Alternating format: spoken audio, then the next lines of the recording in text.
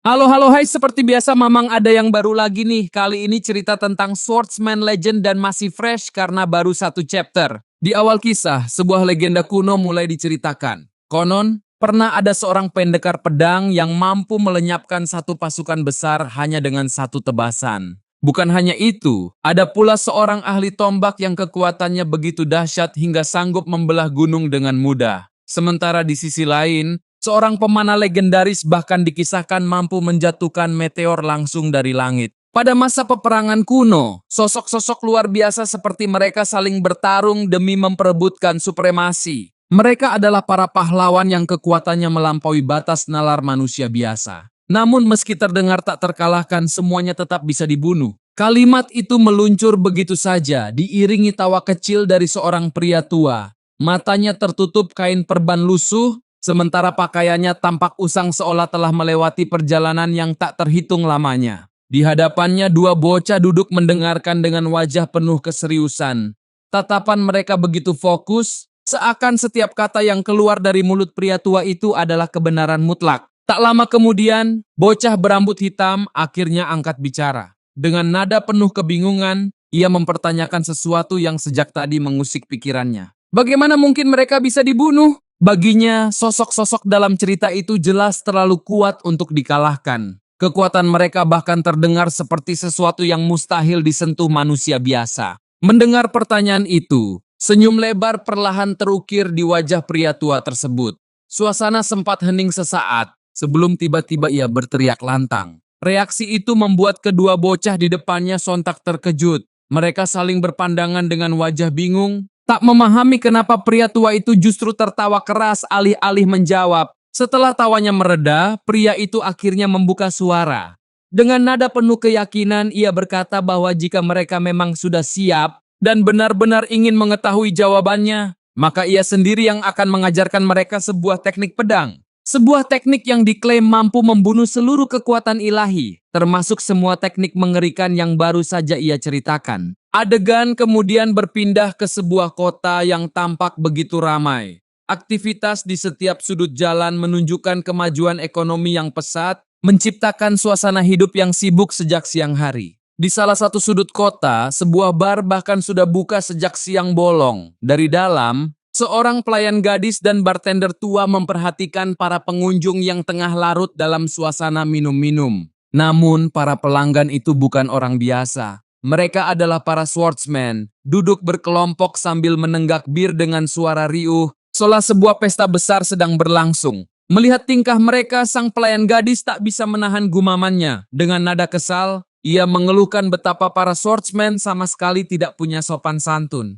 Ia juga heran mengapa kemanapun mereka pergi, para swordsmen selalu berhasil menciptakan keributan. Suara mereka keras, tingkah mereka mencolok, dan keberadaan mereka nyaris mustahil diabaikan. Mendengar keluhan itu, bartender tua hanya tersenyum tipis. Dengan nada tenang, ia menjelaskan bahwa para swordsmen pada dasarnya tak jauh berbeda dari binatang buas. Menurutnya, jika mereka tidak menggonggong lebih keras dari yang lain, mereka akan dianggap lemah. Dan di dunia seperti ini, dianggap lemah berarti perlahan tersingkir hingga akhirnya kelaparan. Ia lalu menyuruh gadis itu untuk mulai membiasakan diri. Bagaimanapun, pemandangan seperti ini adalah hal lumrah di kota tersebut. Meski begitu, sang pelayan tetap menggerutu pelan. Menurutnya, sekalipun terbiasa, tetap harus ada batas untuk perilaku barbar para swordsman itu. Di tengah percakapan mereka, perhatian keduanya mendadak teralihkan. Pintu bar tiba-tiba terbuka perlahan. Sesosok bertubuh kecil melangkah masuk dari luar. Tubuhnya tertutup tudung kusam, sementara pakaiannya terlihat lusuh dan penuh tanda kelelahan.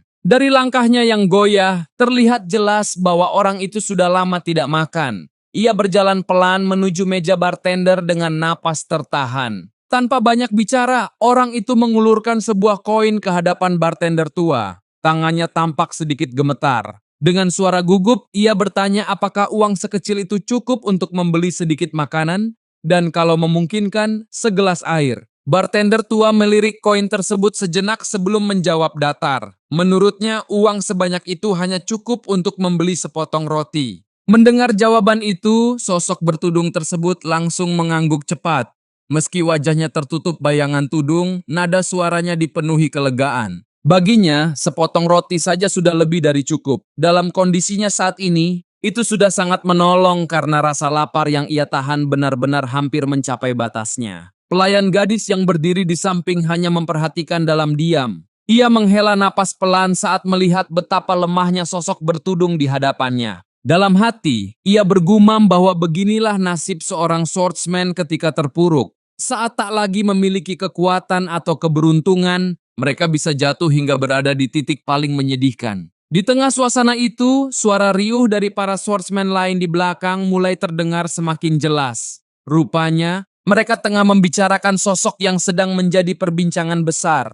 Seorang swordsman monster legendaris yang dikenal dengan nama Mageblade Slayer. Salah satu dari mereka mengangkat gelas birnya sambil berbicara penuh antusias. Ia mengaku selama ini mengira sosok yang dijuluki Thousand Man Slayer itu hanyalah legenda yang dilebih-lebihkan. Namun ternyata legenda itu benar-benar nyata. Swordsman lain di hadapannya langsung menimpali dengan nada serius.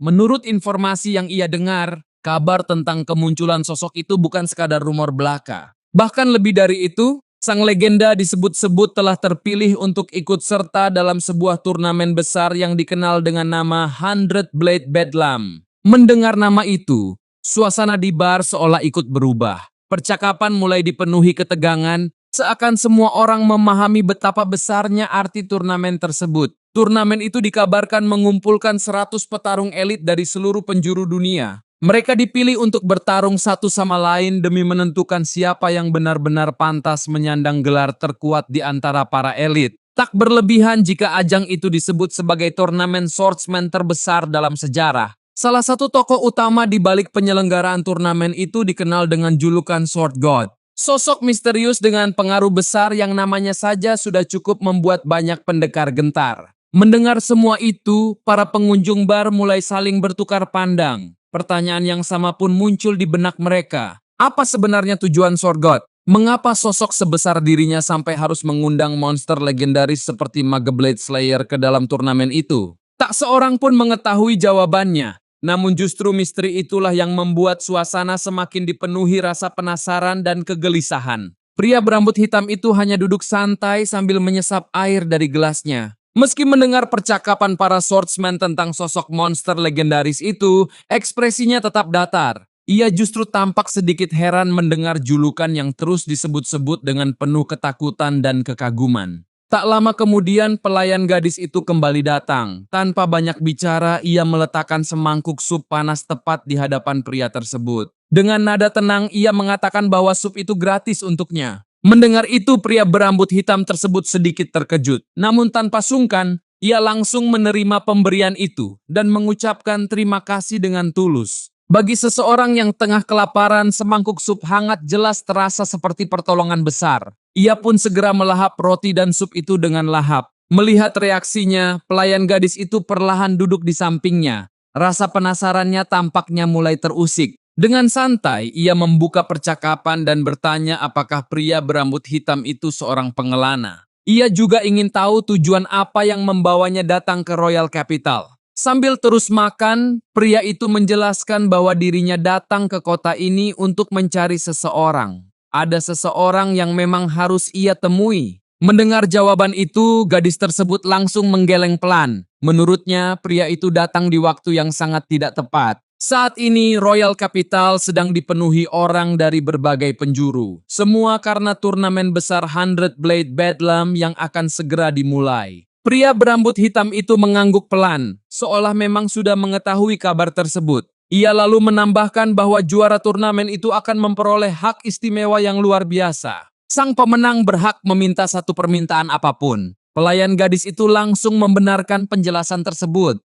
Menurutnya, hadiah itulah yang memicu gelombang besar para swordsman untuk datang. Pendaftaran peserta bahkan sudah penuh sejak lama. Meski begitu, orang-orang masih terus berdatangan, memohon agar tetap diberi kesempatan untuk ikut serta. Karena itulah, gadis itu memperingatkan pria di sampingnya agar berhati-hati. Dari cara manapun ia memandang, pria bertubuh kecil itu terlihat sangat lemah. Di kota yang sedang dipenuhi para petarung haus kemenangan seperti sekarang, masalah bisa datang kapan saja. Mendengar penilaian itu, pria berambut hitam hanya tertawa kecil. Ia sama sekali tidak terlihat tersinggung. Dengan santai, ia mengatakan bahwa meskipun tubuhnya kecil, ia tetap tahu cara bertarung. Setidaknya ia cukup yakin bisa melindungi dirinya sendiri. Namun tepat di tengah percakapan mereka, suasana mendadak pecah. Sebuah tubuh tiba-tiba melayang di atas kepala mereka, terlempar begitu saja sebelum menghantam keras sebuah meja di belakang. Suara benturan itu membuat seluruh isi bar tersentak. Sang pelayan gadis membelalak kaget, tubuhnya refleks menegang karena terkejut. Akan tetapi berbeda dengannya, pria berambut hitam di sampingnya tetap tenang. Dengan ekspresi santai, ia hanya menoleh perlahan ke arah asal lemparan itu, seolah sudah menduga sesuatu akan terjadi. Di arah keributan itu, tampak seorang pria bertubuh kekar berdiri dengan pedang di tangannya. Sosoknya memancarkan aura kasar yang membuat suasana seketika menegang. Tanpa ragu, ia menginjak tubuh pria yang tadi dilemparkannya. Tatapannya dingin dan tajam, seolah ia benar-benar berniat menghabisi orang itu di tempat. Di tangannya, ia menggenggam sebuah cap besi panas. Dengan perlahan, benda itu ia dekatkan ke pipi korbannya. Pria berambut merah itu lalu berbicara dengan nada merendahkan. Menurutnya, orang yang tergeletak di bawah kakinya hanyalah sampah. Ia menegaskan bahwa seseorang tak pantas menyebut dirinya swordsman jika kemampuannya selemah itu. Sesaat kemudian, tanpa memberi kesempatan untuk melawan, cap panas itu langsung ditekan ke pipi pria malang tersebut. Jeritan kesakitan pun menggema memenuhi bar. Namun bukannya merasa puas, pria berambut merah itu justru tertawa keras. Tawanya terdengar begitu kejam, seolah ia menikmati penderitaan orang lain. Tak lama setelah itu, korban akhirnya pingsan. Di pipinya kini tertinggal bekas merah menyala. Tanda itu tampaknya sengaja diberikan. Sebuah cap penghinaan, seolah menandainya sebagai sampah yang telah disingkirkan. Setelah selesai, pria berambut merah itu menoleh ke sekeliling. Matanya menyapu seluruh isi bar. Ketika melihat tempat itu dipenuhi para swordsman, senyum tipis muncul di wajahnya. Baginya, pemandangan itu terasa sempurna. Para pengunjung bar hanya terdiam dengan wajah tegang. Tak seorang pun menyangka keributan sebesar itu akan pecah begitu saja. Kehadiran swordsman barbar itu membuat seluruh ruangan dipenuhi tekanan mencekam. Dengan santai, pria berambut merah tersebut berjalan menuju kursi di depan meja bartender. Ia lalu duduk seolah tak ada apapun yang baru saja terjadi. Melihat semua itu, pelayan gadis yang sejak tadi menahan diri akhirnya tak sanggup diam. Dengan suara gemetar namun tegas, ia berteriak mempertanyakan tindakan brutal yang baru saja dilakukan pria itu. Namun alih-alih menjawab, pria berambut merah tersebut justru mengayunkan pedangnya. Kilatan bilah tajam itu berhenti tepat di depan leher sang gadis. Dalam sekejap seluruh tubuh gadis itu membeku. Dengan suara dingin, pria tersebut menyuruhnya diam dan memintanya segera membawakan segelas bir.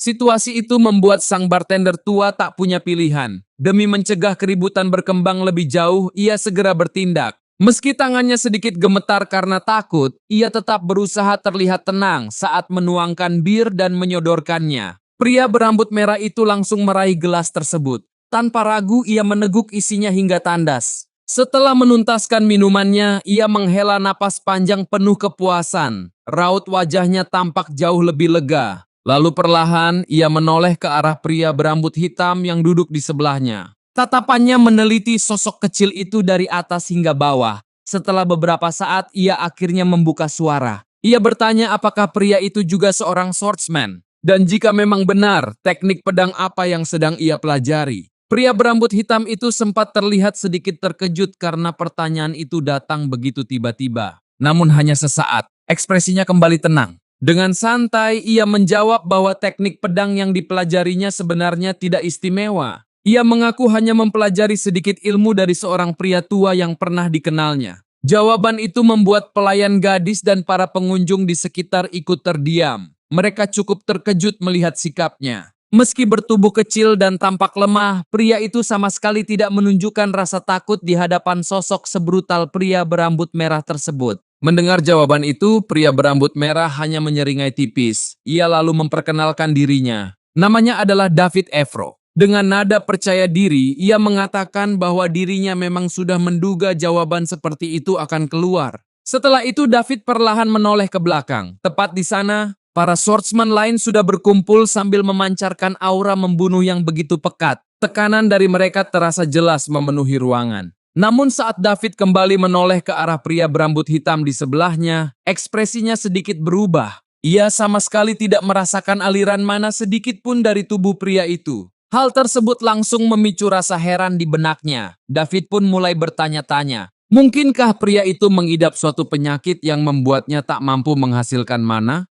Atau mungkin sejak lahir memang terlahir tanpa kemampuan itu? Bagi setiap petarung yang menekuni seni bela diri, mengendalikan aliran mana adalah fondasi utama dari seluruh teknik mereka. Mana dapat digunakan untuk memperkuat tubuh, meningkatkan kecepatan, hingga membungkus senjata dengan kekuatan yang jauh lebih mematikan. Jika disalurkan pada bilah pedang, kekuatan itu bahkan mampu membuatnya memotong besi dengan mudah. Seolah ingin menunjukkan perbedaan di antara mereka, David mengangkat tangannya. Dalam sekejap, mana merah menyelimuti lengannya seperti kobaran energi hidup. Dengan senyum arogan, ia mengatakan bahwa dengan kekuatan itu, menghancurkan tengkorak seseorang baginya semudah memecahkan telur. Meski diperlihatkan ancaman seperti itu, pria berambut hitam tetap tidak menunjukkan rasa gentar. Tatapannya tetap tenang, seolah aliran mana merah itu tak berarti apapun baginya. Melihat respons datar tersebut, David akhirnya bangkit dari kursinya sambil meraih pedangnya. Dengan nada meremehkan, ia berkata bahwa dirinya tidak tertarik bertarung melawan sampah yang bahkan tak memiliki gaya pedang, apalagi mana. Karena itu, ia memutuskan untuk membiarkan pria tersebut pergi begitu saja. Setelah mengatakan itu, David melangkah maju ke tengah ruangan. Sikapnya jelas seperti sedang menantang seluruh swordsman yang ada di bar. Namun alih-alih maju menghadapi tantangan itu, para swordsman justru mundur dengan panik. Mereka seperti ketakutan. Dan pada saat itulah David mengayunkan pedangnya. Satu tebasan keras melesat membelah udara. Dalam sekejap, meja-meja di hadapannya terpotong dan hancur berantakan, serpihannya beterbangan ke segala arah. Setelah menunjukkan kekuatan mengerikan itu, David berdiri tegak di tengah kehancuran. Dengan suara lantang, ia memperkenalkan dirinya kepada seluruh orang di sana. Dirinya adalah sosok yang dijuluki Mageblade Slayer. Mendengar nama itu, seluruh isi bar seketika terdiam. Wajah para swordsman langsung berubah pucat. Mereka tak pernah menyangka bahwa monster legendaris yang selama ini hanya mereka dengar dari cerita ternyata benar-benar berdiri tepat di hadapan mereka. Dengan penuh percaya diri, David Evro mulai menjelaskan alasan kedatangannya ke Royal Capital. Ia mengatakan bahwa dirinya datang ke kota ini hanya untuk satu tujuan, bertarung melawan para petarung pilihan dalam turnamen dan menghabisi mereka sampai mati. Bagi David, turnamen itu bukan sekadar ajang untuk mencari gelar. Itu adalah panggung untuk membuktikan siapa yang benar-benar pantas berdiri di puncak. Namun menunggu hari penyelenggaraan justru membuatnya merasa bosan. Karena itulah, ia datang ke bar tersebut. Ia berharap bisa menemukan seseorang yang cukup kuat untuk diajak mengadu pedang dan mengusir kejenuhannya. Dengan suara lantang, David lalu menantang seluruh swordsman yang ada di dalam bar. Ia berteriak bahwa siapapun yang percaya diri dengan kemampuannya dipersilakan maju untuk menghadapinya. Tantangan itu menggema memenuhi ruangan, namun tak seorang pun bergerak. Setelah mendengar nama Mageblade Slayer, para swordsman yang tadinya terlihat garang kini justru gemetar ketakutan. Wajah mereka pucat, tubuh mereka menegang. Tak ada satupun yang berani mengambil langkah maju. Melihat respons itu, David kembali berteriak lebih keras. Nada suaranya dipenuhi ejekan saat ia terus memancing mereka agar maju menghadapi dirinya. Tetapi di tengah ketegangan itu, sesuatu yang tak terduga justru terjadi. Pria berambut hitam yang sejak tadi duduk tenang tiba-tiba berjongkok tepat di depan David. Seluruh perhatian langsung tertuju padanya. Dengan ekspresi santai, ia justru memungut sepotong roti yang terjatuh di lantai akibat keributan sebelumnya. Semua orang menatap dengan mata membelalak. Di saat seluruh ruangan dipenuhi tekanan mencekam, pria itu malah sibuk memperhatikan roti tersebut. Yang lebih mengejutkan, matanya tampak berbinar, seolah ia baru saja menemukan harta karun yang sangat berharga. Melihat sikap itu, wajah David perlahan berubah kesal. Baginya, tindakan pria itu seperti bentuk penghinaan terang-terangan. Saat pria berambut hitam itu hendak memakan roti tersebut, suara David tiba-tiba menggema dengan nada penuh amarah. Ia mempertanyakan apa sebenarnya yang sedang dilakukan pria itu. Mendengar teguran tersebut, pria berambut hitam akhirnya berdiri. Dengan tenang, ia menatap David tanpa sedikit pun menunjukkan rasa takut. Lalu dengan nada santai, ia mengatakan bahwa para swordsman memang bebas berduel di jalanan. Namun ia meminta satu hal, jangan menghancurkan bar ini. Ia menegaskan bahwa tempat itu tidak seharusnya ikut menjadi korban hanya karena pertarungan mereka. Setelah mengatakan itu, ia menatap David dengan sorot mata yang tetap tenang. Jika David memang masih ingin bertarung, maka dengan senang hati ia akan meladeninya. Di luar, mendengar pernyataan itu David sempat tersentak.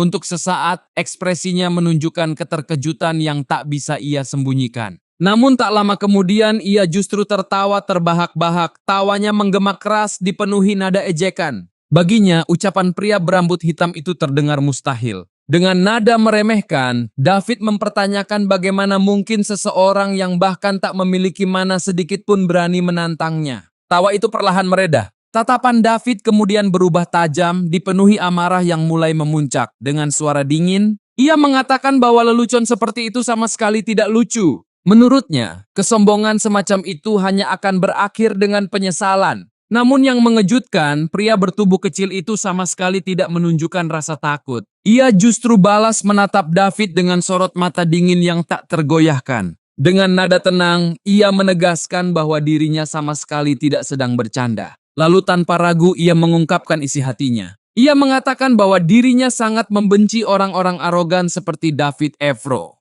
Orang-orang yang merasa bahwa kekuatan memberi mereka hak untuk bertindak sesuka hati. Ucapan itu membuat suasana semakin memanas. Tak lama kemudian, keduanya pun berpindah keluar bar. Di bawah langit terbuka, mereka berdiri saling berhadapan.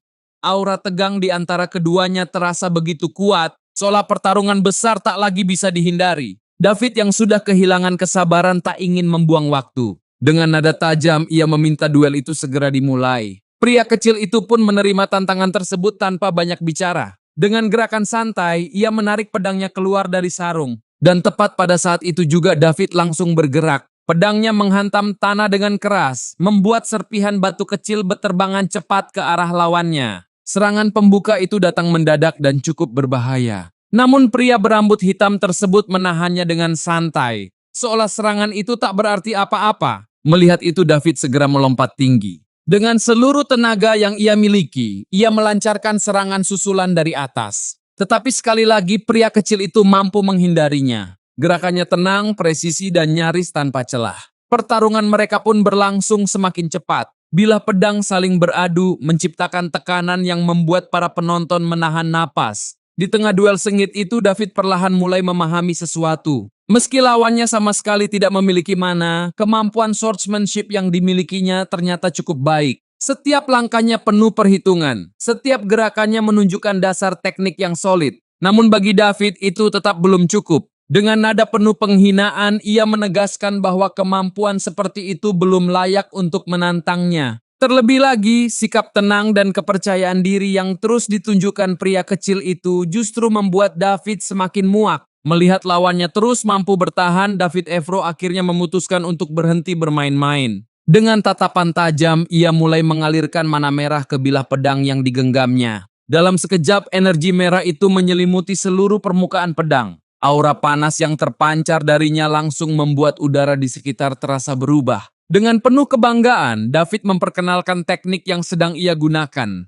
Itu adalah Red Rock Style Flame Formation Sword. Sebuah teknik pedang yang memanfaatkan aliran mana untuk menciptakan kobaran api pada bilah senjata. Pedang itu kini tampak seperti benar-benar terbakar. Nyala merah yang membungkusnya memancarkan tekanan luar biasa. Melihat pemandangan itu, pria berambut hitam sempat terkejut. Sorot matanya menajam saat menyadari bahwa lawannya akhirnya menunjukkan kemampuan sebenarnya. Namun David tidak memberi waktu untuk berpikir. Tanpa banyak bicara, ia langsung mengayunkan pedangnya dengan kecepatan mematikan. Serangan itu melesat lurus ke arah pria kecil tersebut. Secara refleks, pria berambut hitam segera mengangkat pedangnya untuk menahan. Tetapi sesaat setelah kedua bilah bertabrakan, sesuatu yang tak terduga terjadi. Pedang milik pria kecil itu justru meleleh. Bilahnya terbelah dua begitu saja, seperti sebongkah jeli lunak yang dipotong tanpa perlawanan. David pun tertawa ringan melihat hasil itu. Dengan nada meremehkan, ia mengatakan bahwa hal tersebut sudah sangat wajar.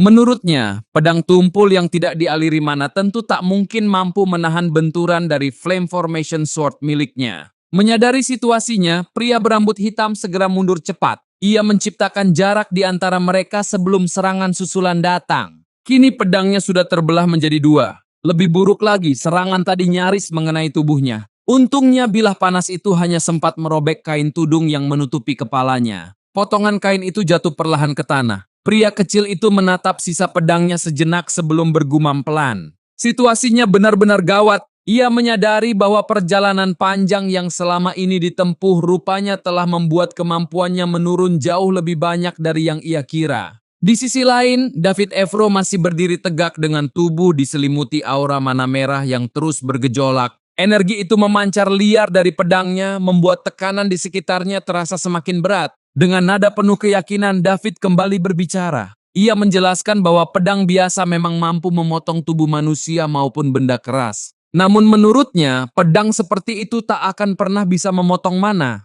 Bagi David, disitulah letak perbedaan mutlak di antara mereka. Ia menegaskan bahwa ada tembok besar yang tak mungkin bisa dilewati oleh seseorang tanpa kekuatan mana. Dan tembok itulah yang memisahkan dirinya dengan pria berambut hitam di hadapannya. Begitu selesai berbicara, David langsung bergerak maju. Dengan sorot mata dingin, ia melancarkan serangan sambil menyuruh lawannya menyerah dan menerima kematian di tangan Flame Formation Sword miliknya. Mana merah yang sebelumnya terkumpul di bilah pedangnya langsung dilepaskan dalam satu hempasan besar. Serangan itu melesat cepat menuju arah pria bertubuh kecil tersebut. Namun dalam sepersekian detik, pria berambut hitam itu menyadari sesuatu. Arah serangan itu terasa janggal. Target sebenarnya bukan dirinya. David sengaja mengarahkannya ke belakang, ke arah bar yang berada tepat di belakangnya. Kesadaran itu datang terlambat. Ledakan besar pun terjadi seketika. Suara dentumannya mengguncang area sekitar dan membuat tanah bergetar hebat.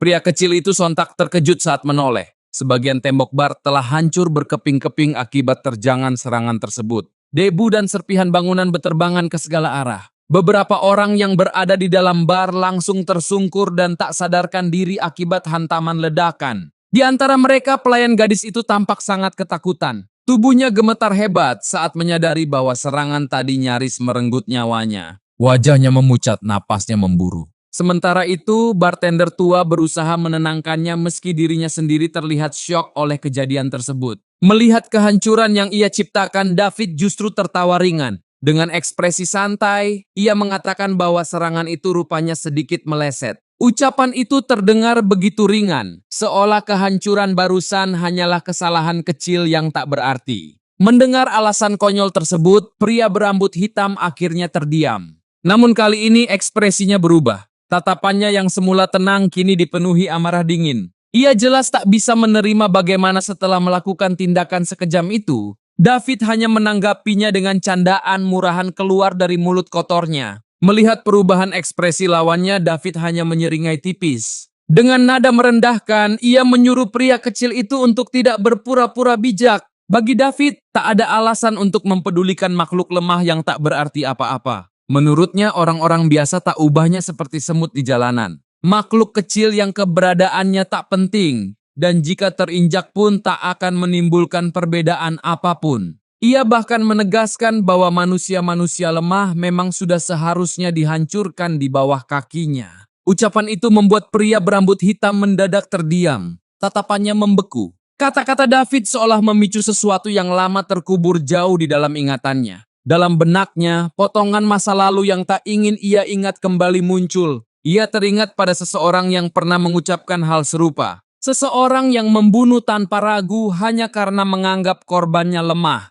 Bagi orang itu, mereka yang lemah hanyalah sampah tak berguna yang pantas disingkirkan. Kenangan itu membuat amarah dalam diri pria kecil tersebut perlahan bangkit. Wajahnya tetap tenang, namun sorot matanya berubah drastis. Ada kemarahan dingin yang kini mengendap di balik tatapan itu. Melihat David di hadapannya, seolah ia sedang menatap bayangan masa lalu yang paling ingin ia lupakan. Perlahan, ia membungkuk dan meraih sesuatu yang tergeletak di sampingnya. Itu hanyalah sebuah pisau roti biasa. Ia menggenggamnya erat sebelum kembali menatap David. Dengan suara rendah namun tegas, ia mengatakan bahwa dirinya tak akan pernah menerima cara berpikir swordsman seperti itu. Swordsman yang meremehkan orang lain. Swordsman yang menganggap kekuatan adalah bentuk mutlak dari keadilan. Dan swordsman yang bertindak sesuka hati tanpa sedikit pun memikirkan perasaan orang lain. Mendengar ucapan itu, David justru terlihat heran. Tatapannya turun menatap benda di tangan lawannya.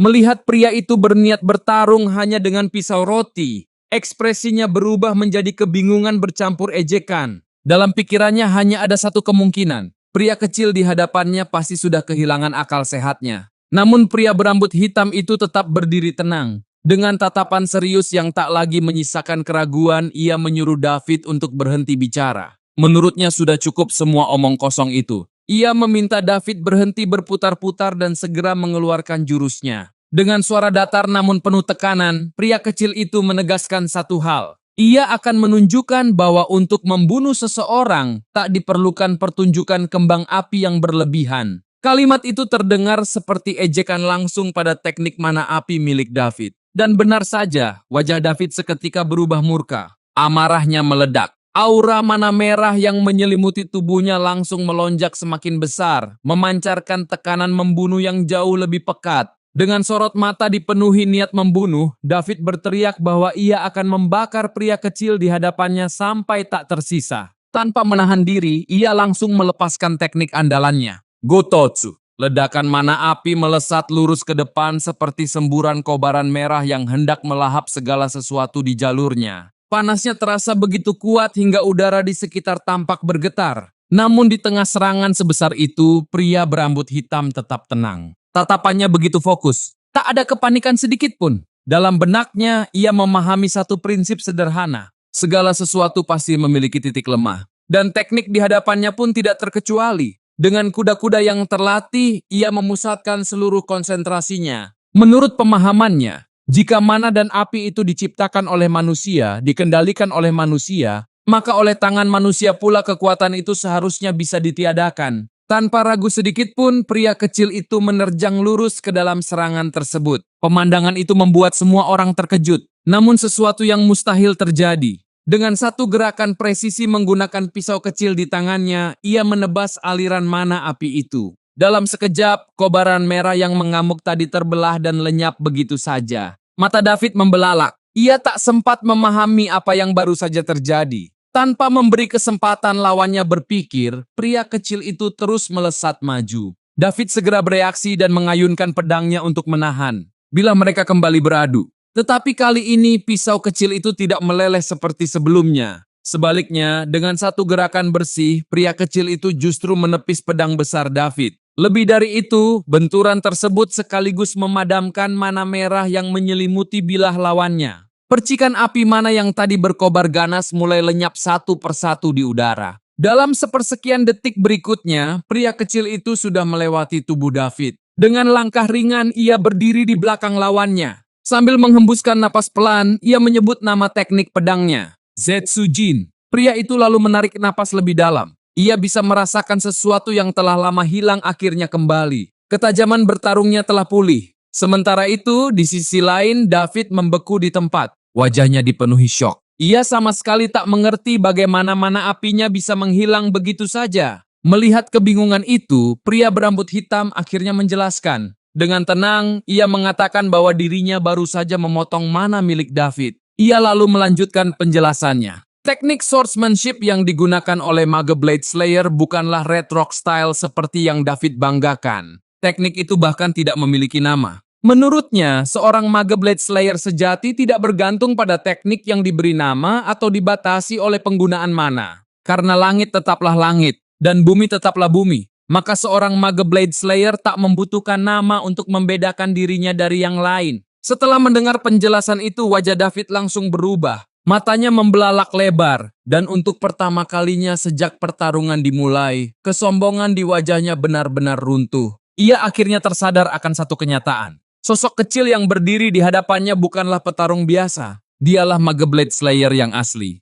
Pria berambut hitam itu menatapnya dengan tenang. Baginya, nama mage Blade Slayer bukanlah gelar kebanggaan yang pantas dipamerkan. Itu bukan julukan untuk mencari perhatian ataupun alat untuk menakut-nakuti orang lain. Namun meski begitu, ia juga tak bisa membiarkan siapapun memakai nama itu sesuka hati. David yang masih sulit mempercayai kenyataan tersebut justru mulai tertawa kecil. Di tengah keterkejutannya ada rasa antusias yang tak bisa ia sembunyikan. Ia merasa dirinya sangat beruntung. Selama ini, alasan ia memakai nama mage Blade Slayer hanyalah untuk memancing lawan-lawan kuat agar datang menantangnya. Ia ingin menciptakan reputasi besar dengan meminjam nama legenda itu. Namun ia sama sekali tak pernah membayangkan bahwa tindakannya justru membuatnya bertemu langsung dengan pemilik nama tersebut. Lebih dari itu, ia bahkan sempat berduel dengan sang legenda. Pikiran itu membuat darah David kembali bergejolak. Dengan penuh semangat, ia mulai berteriak meminta pertarungan dilanjutkan. Ia ingin kembali bertarung. Ia ingin menguji dirinya melawan legenda yang sesungguhnya. Namun tepat saat hendak mengangkat pedangnya, ekspresinya mendadak berubah. Ia terdiam. Tatapannya dipenuhi kebingungan. Tak peduli sekeras apa ia mencoba, mana merah yang biasanya menyelimuti pedangnya kini tak kunjung muncul. Pedangnya tetap kosong. Tak ada kobaran api. Tak ada sedikit pun aliran mana. Melihat kebingungan itu, sang legenda perlahan melangkah mendekat. Dengan nada tenang, ia mengingatkan David pada perkataannya sebelumnya. Pisau kecil yang ia gunakan memang mampu membunuh mana. Lalu ia menjelaskan lebih jauh. Mana yang mengalir di tubuh David telah dipotong olehnya. Penjelasan itu membuat David membeku. Sebelum ia sempat bereaksi, sang legenda langsung mengayunkan gagang pisaunya. Hantaman keras itu mendarat tepat di wajah David. Tubuh besar pria itu terpental sebelum akhirnya roboh tak sadarkan diri. Setelah memastikan lawannya pingsan, sang legenda menatapnya sekilas. Dengan suara datar, ia mengatakan bahwa David sebaiknya menggunakan waktu itu untuk menenangkan kepalanya. Lagi pula masih ada urusan yang harus diselesaikan. Ia harus mengganti rugi seluruh kerusakan bar yang telah dibuatnya. Dan hukuman itu juga menjadi peringatan keras. Sebuah pelajaran agar David tak lagi memakai nama orang lain seenaknya. Saat mengucapkan kata-kata itu, bagian leher sang legenda sedikit terbuka. Di sanalah semua orang melihat sesuatu yang membuat mereka terdiam. Sebuah kalung kecil berbentuk pedang tergantung jelas di lehernya. Begitu melihat benda itu, seluruh orang di bar sontak terkejut.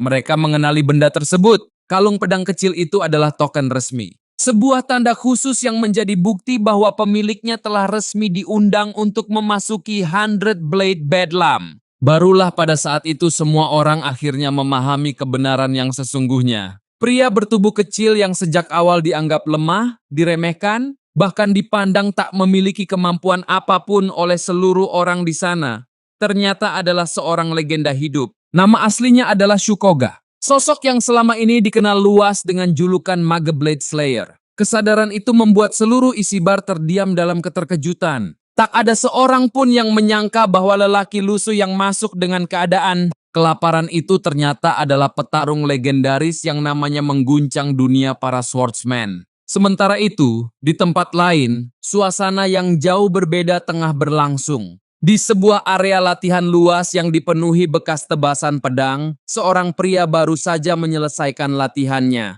Tubuhnya berdiri tegak di tengah arena dengan napas yang tetap stabil.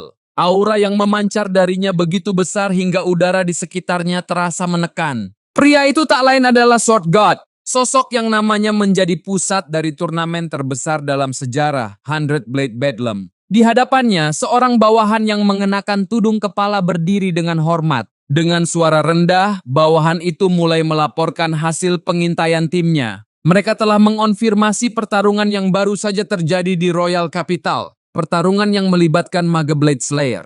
Mendengar laporan tersebut, Sword God langsung tertawa lantang. Tawanya terdengar penuh antusias, seolah kabar itu adalah sesuatu yang telah lama ia nantikan. Dengan nada penuh kepuasan, ia menyebut Shukoga sebagai anak bandel. Tangannya perlahan menggenggam erat pedang yang berada di sisinya. Sorot matanya berubah tajam. Ia lalu mengatakan bahwa sudah 3 tahun lamanya ia menunggu. 3 tahun penuh kesabaran. 3 tahun menantikan kemunculan sosok itu. Sambil menundukkan kepala dan tertawa dingin, Sword God menatap pedangnya sendiri. Ia tahu penantian panjang itu akhirnya akan segera berakhir. Dengan suara rendah yang hampir terdengar seperti bisikan, ia mengatakan bahwa sebentar lagi semuanya pasti akan menjadi sangat menyenangkan. Namun jauh di dalam hatinya, ia menyimpan satu harapan yang jauh lebih gelap. Ia menantikan hari ketika Shukoga datang. Dan ia berharap pada akhirnya Shukoga lah yang akan membunuhnya. Dan sekarang hayu ramaikan views-nya agar Mamang semangat buat upload kelanjutannya.